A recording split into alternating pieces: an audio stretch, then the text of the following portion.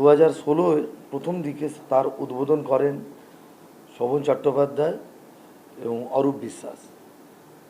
2017-তে এই পুজোটা আগে খেলাতবাবু লেনের কাছে হতো, সেই পুজোটাকে টেক ওভার করেন এক ব্যক্তি যার নামে আমি অভিযোগ করেছি।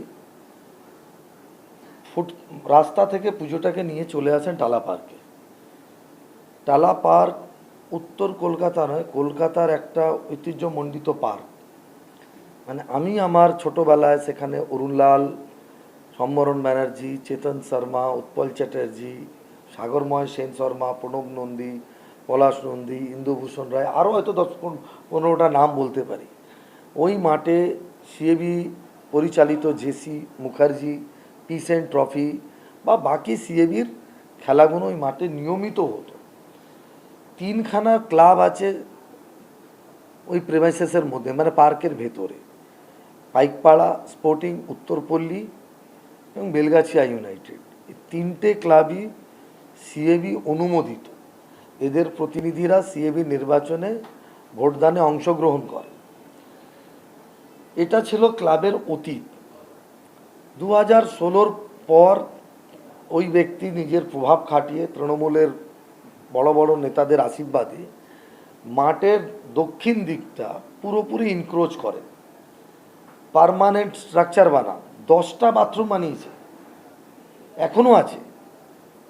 মানে বাসের স্ট্রাকচারটা আমি বিধায়ক হওয়ার পর, আমি নির্বাচনের পূর্বেই সবকটা মিটিংয়ে বলতাম, আমি জিতলে প্রথম কাজ হবে টালা পার্কের খেলার জন্য ফিরিয়ে দেওয়া। সকালে মানুষ ওখানে মর্নিং ওয়াক করতো, একদিকে মানে কয়েকটা ফুটবল, এইদিকে ফুটবল হচ্ছে, ওইদিকে ফুটবল হচ্ছে, ক্রিকেট তো হতোই, সেই সমস্ত বন্ধ।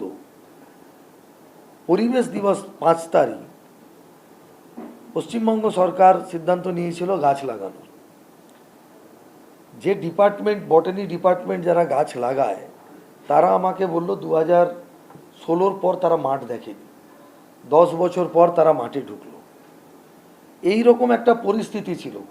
তৃণমূল পরিচালিত কর্পোরেশন তার স্টাফেরাও মাঠের মধ্যে ঢুকতে পারতেন, কারণ এক ব্যক্তির এত প্রভাব যে তিনি যা চাইতেন তাই করতেন। পুজো হয় 4 দিন।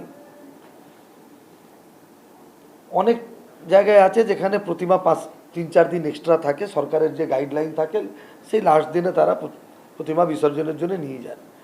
এক্ষেত্রে একদম ভিন্ন। এদের পুজো চলতো 15 দিন। পুজোর নামে মানুষের কাছ থেকে টাকা নেওয়া হতো, ফলস ইউনেস্কোর মিথ্যে কথা নাম করে কুপন ছাপিয়ে সেখান থেকে টাকা তোলা হয়েছে।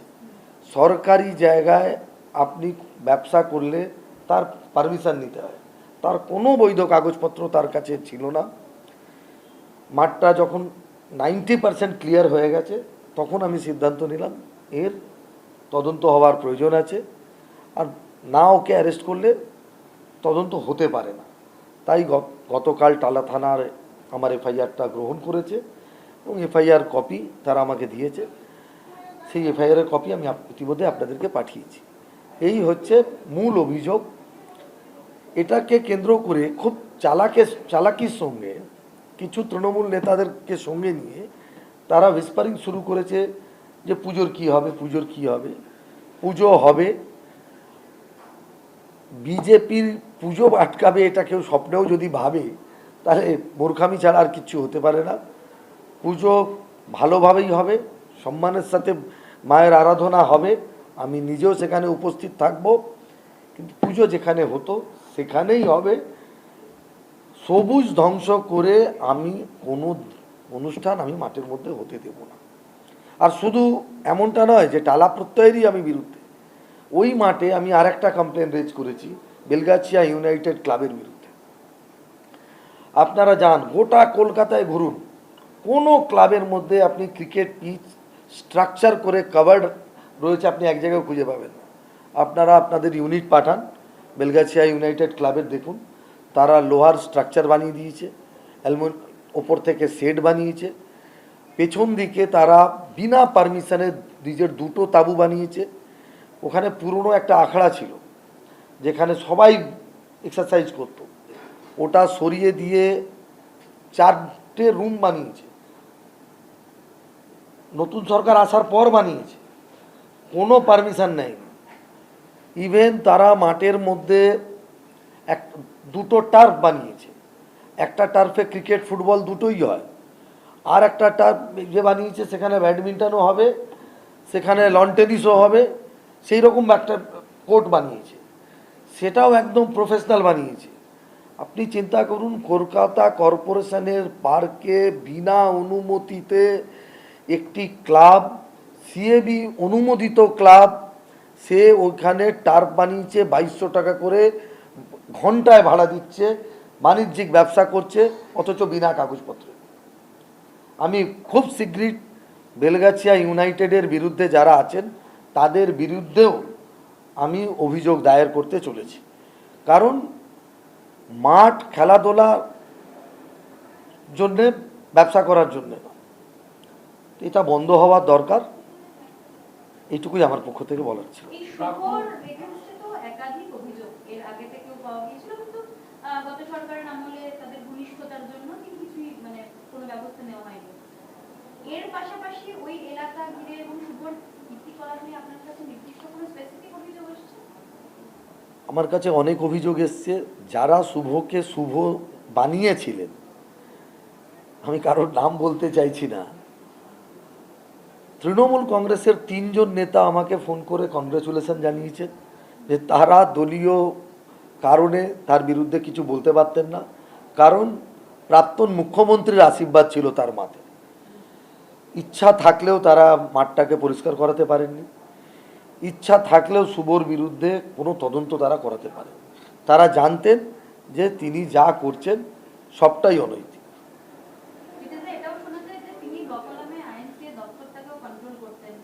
এলাকায় শুধু বেলগাছিয়া এলাকা নয়, গোটা রাজ্যে কোথায় ফ্লেক্স বসবে, কোথায় কার বিজ্ঞাপন হবে, কে কত টাকার বিজ্ঞাপন হবে, সবটাই নিয়ন্ত্রণ করতেন। আমি একটি বাণিজ্যিক সংস্থা, তার নাম বলতে চাইছি না, কারণ বিষয়টা তদন্ত সাপেক্ষ, তদন্ত মানে আই হ্যাভ বিন টোল্ড, মানে আমার কাছে প্রমাণ নেই। ইন্দ্রনীল সেন প্রাক্তন মন্ত্রীর সাথে, যার নাম আপনি বলছেন, তাদের মধ্যে একটি সখ্যতার কথা বলছে, এবং যে কোম্পানিটি বরাত পেত বা ওই কোম্পানির মাধ্যমে যে ডিভিশন করা হতো সেটা নাকি মন্ত্রী জানতেন, আর মন্ত্রীর ইচ্ছাতেই ডিলিংগুলো ইনি করতেন। আমার কাছে যদিও কোনো প্রমাণ নেই, সবটাই শোনা, ওই জন্য আমি এই কথাটা আমি নিজে থেকে আমি বলতে চাই না, কারণ আমার কাছে কোনো প্রমাণ নেই। তবে অভিযোগ রয়েছে, তারও তদন্তের জন্যে কিছু কাগজপত্র আমার কাছে এসছে। পুরো কাগজপত্র পেলে সেটা নিয়ে থানায় যাব না কোর্টে যাব সেটা পরে ভেবে দেখব। ডেডলাইন পার ক্যানিং এর শওকত মোল্লার ছেলের বেআইনি ক্যাফে বুলডোজার দিয়ে ভাঙল পুলিশ। মাতলার চরে বেআইনি ভাবে ক্যাফের জমি দখল করে রাখা হয়েছিল এবং এখন সেখানে বোর্ড টাঙিয়ে দেওয়া হলো, this land belongs to West Bengal government. প্রশাসনের মদতে শওকত মোল্লার নেতৃত্বে অবৈধ সাম্রাজ্য কি শেষ হওয়া শুরু হলো এভাবে? শুধু শওকত মোল্লা নয়, গোটা রাজ্য জুড়ে সরকার নিজের অবস্থান ইতিমধ্যে মানুষকে বুঝিয়েছে। মানুষ এর বিরুদ্ধেই আমাদেরকে এত ব্যাপক ম্যান্ডেট দিয়েছে। সুতরাং আমাদের দায়িত্ব, আমরা নির্বাচনের আগে যা যা বলেছি একটা একটা করে যেটা পুরো করতে পারি, এটা তারই একটা পার্ট। দেবরাজ চক্রবর্তীর নাম তো গোটা রাজ্যের মানুষের কাছে পরিচিত। এই দেবরাজ অবশেষে পুলিশের জালে এবং তাকে সীমান্ত থেকে ধরে আনা হলো। এই দেবরাজের গ্রেফতারি এবং তারপর এলাকার মানুষের যে আনন্দ, তারা সেলিব্রেশন করছেন রীতিমতো। অভিষেক বন্দ্যোপাধ্যায়ের সবথেকে ঘনিষ্ঠ দেবরাজ চক্রবর্তী, আপনারা ভাবুন যে এক ব্যক্তি এই অল্প সময়ের মধ্যে এত সম্পত্তি কি করে কেউ রোজগার করতে পারে। আমি 37-38 বছর ধরে আমি রাজনীতিতে আছি, আমি 2বার নির্বাচন প্রতিদ্বন্দ্বিতা করেছি। আমার এফিডেভিটটা আপনারা দেখে নেবেন, আপনারা অনেকেই আমার বাড়িতেও গেছেন। তো আমরা তো ওই রাস্তাটা বুঝে উঠতে পারিনি, এরা কি করে সেই রাস্তাটা পেয়েছে। যদি সবাইকে এরা জানাতো তাহলে ভালো হতো, আরও সবাই সমৃদ্ধ হতো, সব দিক থেকে তারা সমৃদ্ধ হতো। বাংলার মানে কাগজে এগিয়ে ছিল, আর কিন্তু মাথা পিছু ঋণের যে হার, তাহলে হয়তো সেটা থেকে মানুষ বাঁচতে পারত। কালীঘাটপন্থী যে তৃণমূল, তাদের বলে দেওয়া হয়েছে তাদের যে ব্যাংক অ্যাকাউন্ট যেটা ফ্রিজের মামলা চলছিল 8ই জুলাই পর্যন্ত ওই অ্যাকাউন্ট থেকে কোনো রকম কোনো ট্রানজাকশন করতে পারবে না। একটা দল তার অ্যাকাউন্ট, সেই অ্যাকাউন্ট নিয়েও মামলা দুতরফে, মানে যারা বলছেন ঋতপন্থী তৃণমূল আর কালীঘাট তৃণমূল। কালীঘাট তৃণমূলকে কোর্ট জানিয়ে দিয়েছে যে 8ই জুলাই পর্যন্ত কোনো ট্রানজাকশন করা যাবে না। এবং রিপোর্ট তলব করেছে। একটা সাবজুডিস ম্যাটারে রাজনৈতিক মন্তব্য করাটা ঠিক না। না, কিন্তু কেমন লাগছে এই বিষয়টা? একটা পার্টির দেখুন, আমি আমি পার্টির নাম নিয়ে আমি কাটাকাটি চলছে। আমি বহুবার বলেছি, রাজনৈতিক দল যদি মতাদর্শ না থাকে, ব্যক্তি কেন্দ্রিক যদি দল থাকে, সেই ব্যক্তির যেই মুহূর্তে ক্ষমতার বাইরে যায়, তো যেটা হয় সেটাই তৃণমূলের সাথে হচ্ছে। সেম ঘটনা কিছুদিন আগে আপনারা টিআরএস, যেটা পরে বিআরএস হয়েছিল, একই চিত্র আমরা তেলেঙ্গানায় দেখেছি, এইখানে দেখছি। খুব শীঘ্রই সেম জিনিস আপনারা দেখতে পারবেন চেন্নাইতেও। ডিএমকেরও একই অবস্থা হতে চলেছে, মিলিয়ে নেবেন। দেখুন, তৃণমূল কোনো রাজনৈতিক দল ছিল না। তৃণমূল ছিল একটা এমন প্ল্যাটফর্ম, যেরকম কংগ্রেস ছিল স্বাধীনতার জন্য লড়াই করার একটা প্ল্যাটফর্ম। পশ্চিমবঙ্গে তৃণমূলের নেত্রী বাম বিরোধী রাজনীতি ছিলেন প্রধান মুখ, তাকে সামনে রেখে রাজ্যের মানুষ পরিবর্তন এনেছিল। পরবর্তীকালে তৃণমূল কংগ্রেস হয়ে গেছিল ক্ষমতায় টিকে ক্ষমতা ভোগ করার একটা প্ল্যাটফর্ম, এবং সেই ক্ষমতাই তাদের কাছে নেই। তো এই ধরনের অ্যাডভেঞ্চার রোজ রোজ নতুন নতুন আপনারা কিছু দেখতে পাবেন। আজকে এইদিকে, কালকে লাফিয়ে ওই দিকে, পরশুদিন ওই দিকে। বিধানসভায় যারা আপনারা কভার করেন, অদ্ভুত দৃশ্য দেখতে পাবেন। দেখবেন যেই মুহূর্তে ঋতব্রত বন্দ্যোপাধ্যায়রা বলতে শুরু করেন, দু একজন কালীঘাটপন্থী নেতারা ওয়াকআউট করেন। আবার অন্য কোনো একটা সময় দেখবেন ওই ঋতব্রতপন্থী নেতাদের মাঝখানে সাথে একই লাইনে বসে তারা আবার আড্ডাও মারছেন। তো এক্স্যাক্টলি কি তাদের লাইন, তারা কি করতে চলেছেন, তারা নিজেরাও জানেন না। না হলে আপনি ভাবুন, 2021-এর পর যে অত্যাচার বিজেপির ওপরে হয়েছিল, 1 লাখের বেশি লোক ডিসপ্লেসমেন্ট ছিল, 12,000-এর বেশি এফআইআর, 56 জন খুন, প্রায় 1000 মলেস্টেশন রেপ, প্রায় 300 গ্যাংরেপ। তারপরেও বিজেপি রাস্তায় ছিল। 5 বছর আমরা রাস্তায় থেকে বিধানসভায় তৎকালীন লিডার অফ দ্য অপোজিশনের নেতৃত্বে বিধানসভার ভূমিকা আমরা পালন করেছি। বাইরে আমরা দিলীপ ঘোষ থেকে শুরু করে সুকান্ত মজুমদার হয়ে শ্রমিক ভট্টাচার্যের নেতৃত্বে দলের কাজ করেছে, পরিষদীয় দল তার কাজ করেছে। আমাদের কিছু বিধায়ককে তারা ক্ষমতা দেখিয়ে, ভয় দেখিয়ে ভাঙিয়েছে। রোজ বলতেন দরজা খুললেই গোটা দলটা শেষ হয়ে যাবে, ডিজে বাজানোর কথা বলেছিলেন। আজকে তার অবস্থা ভাবুন। কারণ পেছনের পুলিশের ভ্যান থাকলে অনেক বড় বড় কথা বেরোয়। আজ পুলিশের গাড়িও নেই, বিবৃতিও নেই, বাঁচিয়ে রেখেছে এক্স। সব বিবৃতি এক্সের বাইরে আর কিচ্ছু নেই।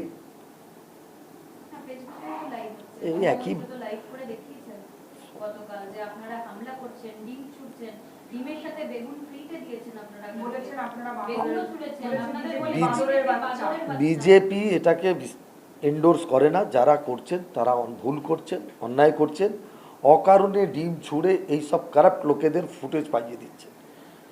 পার্টির সমস্ত সাধারণ কর্মীদেরকে বারবার আমরা বলছি, যদিও অধিকাংশ ক্ষেত্রে যারা ছুটছেন তারা ওদেরই লোক, তারা ওদের দলের মধ্যেই ক্ষতিগ্রস্ত ছিলেন, যারা ডিপ্রাইভ ছিলেন, যারা 4 তারিখের 12টার পরে বিজেপি, সমস্ত ক্ষেত্রে তারাই এই কাজ করছেন। কোনো আপনাদের কাছে ফুটেজ দেখান যারা প্রকৃত বিজেপির লোকজন আছেন, তারা এই ধরনের একটা ঘটনা ঘটিয়েছেন, আপনারা একটাও ফুটেজ দেখাতে পারবেন না। কারণ দল এটাকে এন্ডোর্স করে না। আমাদের সরকার গঠন হওয়ার পর আমরা নির্বাচনের পূর্বে যা যা বলেছিলাম, অলমোস্ট 30%কে আমরা টাচ করে ফেলেছি। 5 বছরের সরকার 30% অ্যাড্রেস করে ফেলেছি। আমরা বলেছিলাম সরকারি চাকরি স্বচ্ছতার সাথে দেব। আমরা প্রথম বাজেটে 1 লাখের বেশি চাকরির কথা ঘোষণা করেছি। আমরা বলেছিলাম মায়েদের 3000 টাকা দেব, অলরেডি ডেলিভারি শুরু হয়ে গেছে। আমরা বলেছিলাম এজ রিল্যাক্সেশন দেব, শুরু হয়ে গেছে। আমরা বলেছিলাম কাঁটাতার লাগানোর ব্যবস্থা করা হবে, জমি অধিগ্রহণ হয়ে গেছে। এমন একটা দল যে নির্বাচনের পূর্বে যে প্রতিশ্রুতি দিয়ে মানুষের কাছে আমরা সরকারে এসেছিলাম তা প্রায় সমস্ত ডিপার্টমেন্টে আমরা অ্যাড্রেস করতে শুরু করেছি। আজ উত্তরবঙ্গের বারবার অবহেলিত বঞ্চিত উত্তরবঙ্গ বলা হতো। ইতিমধ্যে বাজেটে আমরা আইআইটি আইআইএম ঘোষণা করেছি, উত্তরবঙ্গের একাধিক প্রকল্পের কথা আমরা ঘোষণা করেছি। খুব শীঘ্রই আরও বড় ঘোষণা হবে, আপনারা ওয়েট করুন। সুতরাং আমরা যেটা বলেছি, কারণ আমাদের কাছে ইশতেহার নয়, আমাদের ছিল সংকল্পপত্র। তো সংকল্পপত্র যখন মানুষ করে পুরো করার জন্যই করে। যে মন্তব্য আপনি যে ডিজে মন্তব্যের কথা আর কিন্তু বললেন, বিজেপি বাদুড়ের বাচ্চা এই সমস্ত বলছেন। চোরো কো সারে নজর আতে হ্যাঁ, চোরাটা খুব সুন্দর গান আছে। তিনি বাদুর ভালোবাসেন, বোঝা যাচ্ছে।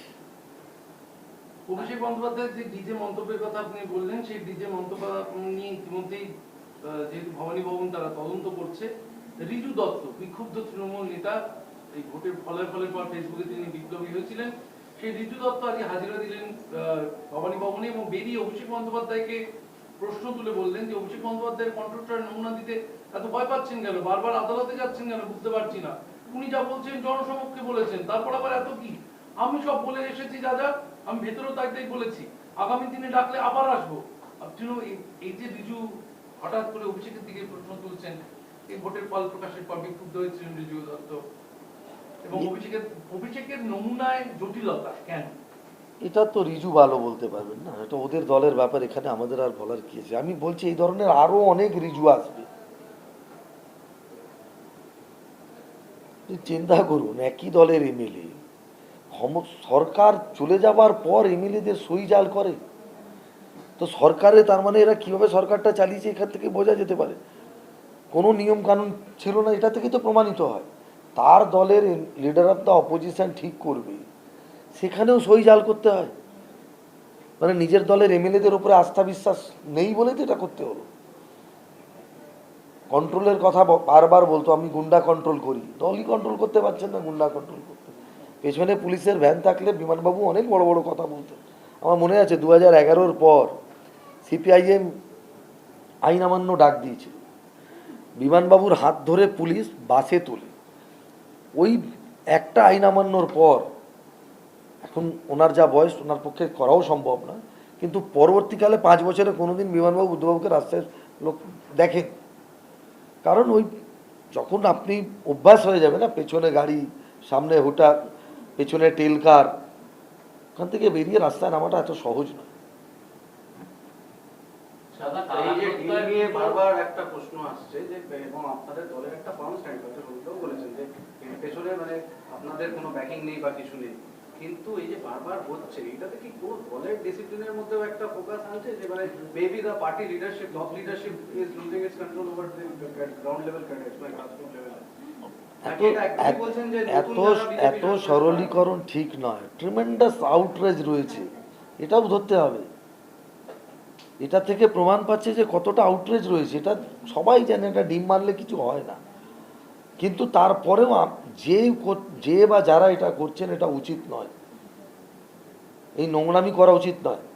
আমি আমার এলাকায় একটা ঘটনা ঘটতে দিইনি, আর বলেছি যারা করবে কঠোর হাতে আমি ব্যবস্থা নেব। কারণ end of the day corrupt লোকেরা কথা বলার সুযোগ পাচ্ছেন এটার জন্য। সরকার এত কাজ করছে, কি দরকার এগুলো করে ওদেরকে ফুটেজ দেওয়ার? আমরা আমাদের কথা মানুষের কাছে বললেই কাজ হবে। এরা এমনি বাড়ি থেকে বেরোতে পারবেন না, এদের মুখ নেই বেরোনোর, কারণ তারা এমন কিছু করেননি। আমরা আমাদের মানে ধরুন যারা এটা করছেন তারা বিজেপির ক্ষতি করছেন, তারা তৃণমূলকে সুযোগ করে দিচ্ছেন, এটা থেকে বিরত থাকা উচিত। দাদা, টালা প্রত্যয় পুজোটা যখন গলি থেকে রাজপথে বেরোলো, প্রথম বছর আমরা দেখেছিলাম যে লাগোয়া রাস্তার উপর হয়েছিল, পার্কের লাগোয়া। তার পরের বছর থেকে সেই পার্কটাকে একটা দিকের পাঁচিল ভেঙে দিয়ে অধিগ্রহণ করে দেওয়া হলো। 1 নম্বর বড় চেয়ারম্যান সেখানে দাঁড়িয়ে থেকে সেটা করিয়েছিলেন, এবং তারপরে টালা পার্ক লাগোয়া ফুটওয়াক বানানো হলো, ফুটপাত দখল করে দোকান বানানো হলো এবং সেগুলোকে বিক্রি করা হলো। 3 বছর হয়ে গেল সেই দোকানগুলো এখন অব্দি খোলেনি, লোকে গিয়ে সেখানে আড্ডা মারে। এর পরবর্তী কি হতে চলেছে? আমি অ্যাডমিনিস্ট্রেটরকে একটা আবেদন জানিয়েছি ওটা ভেঙে দেওয়ার জন্য। ওই যতগুলো টেবিল ফেবিল লাগিয়েছে সারাদিন বসে ওখানে নোংরামি হয়, কেউ গাঁজা খায়, কেউ অন্য নেশা করে। এবং উত্তরপল্লী ক্লাবের যে ফুটপাতের উপরে ওই টেবিলগুলো যেটা রয়েছে আপনি দেখবেন, ওর পেছনে উত্তরপল্লী ক্লাবের মহিলারাদের যোগব্যায়াম হয়। ওই যোগব্যায়াম যারা পরিচালনা করেন, ওই সময় মহিলারা আমাকে এসে পার্সোনালি বলে গেছেন যে ওখানে ইফটিজিং হয়, নোংরামি হয়। তো আমি কর্পোরেশনে কথা বলেছি, ওই টেবিলগুলো তুলে ঝিল পার্কের রিপ্লেস করার জন্য, আর দোকানগুলো নিয়ে গিয়ে রাজামণিন্দ রোডে লাগাতে বলেছি, কারণ কমার্শিয়ালি ওই জায়গার কোনো ভাইবিলিটি নেই। মার্কেট বলে তো একটা শব্দ আছে, যে কোনো জায়গায় দোকান লাগিয়ে দিলেই সেখানে বিক্রি হয়ে যাবে, কোনো ফুটফল নেই। ওখানে আসে কারা? যারা ওখানে আসে, যারা সুইমার তারা, যারা সুইমিং করতে আসেন তারা, বা এইদিকে বাচ্চা ছেলেরা যারা ক্রিকেট খেলে বা যারা টেবিল টেনিস খেলে তারা, বা মহিলারা যারা যোগ ব্যায়াম করে। এছাড়া সন্ধেবেলা কিছু তরুণ তরুণীরা এলাকার মধ্যে ঘুরে বেড়াবে। তো তাতে কত মানে দোকানদারি হবে। এইটাই যদি এখান থেকে তুলে ওটাকে যদি মেন রোডে নিয়ে আসা যায়, তাহলে তারা দু পয়সা রোজগার করতে পারবে। ওর কোনো কমার্শিয়াল মানে ওখানে ভাইবিলিটি নেই, ওখানে সরিয়ে দেওয়া উচিত। আমি সেটা বলেছি, কর্পোরেশন কি করবে না করবে এটা তাদের ব্যাপার। আর ওই যেটা কনস্ট্রাকশনটাও ওটা সেন্ট্রাল গভর্নমেন্টের ডেভেলপমেন্ট ফান্ড ছিল, সেটা কর্পোরেশন তৎকালীন যারা দায়িত্বে ছিলেন, আমি কারোর নাম নিয়ে অযথা পার্সোনাল অ্যাটাক করতে চাই না, ওটা আমার রুচিতে বাধে। ওটা শুধুমাত্র লোক দেখানো কাজ হয়েছিল, আর কিছু লোককে পাইয়ে দেওয়ার উদ্দেশ্য ছিল। ওর কোনো মানে ওটা দিয়ে কারোর পেট ভরবে না, আর কারোর সংসারও চলবে না। পাইয়ে দেওয়ার এতে তো অনেক টাকা নেওয়া হয়েছিল আমরা যেটা শুনেছি। আপনার কাছে প্রমাণ থাকলে দিন, আমি থানায় যাব।